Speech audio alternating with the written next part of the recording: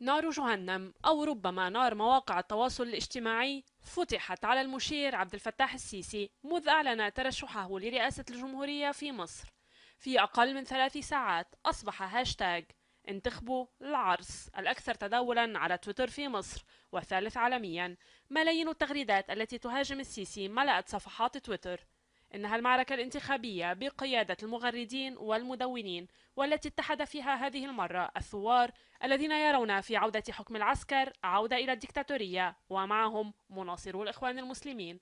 حتى أن موقع ويكيبيديا الشهير وفي السيرة الذاتية التي كتبها عن السيسي عرف عنه على أنه المارشال عبد الفتاح سعيد حسين خليل السيسي الشهير بالعرس. بسرعة انتقل الهاشتاج إلى فيسبوك، فانتشرت الصور على جدران الموقع ولكن أيضا على جدران القاهرة وفي تظاهراتها.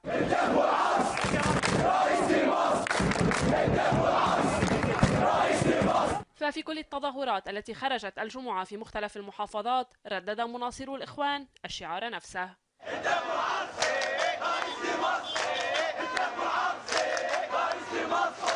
لكن كما هي الحال منذ 9 أشهر فرقت الشرطة التظاهرات بالغاز المسيل للدموع، ما أدى إلى مقتل الصحفية في موقع الدستور ميادة أشرف أثناء تغطيتها لاشتباكات عين شمس.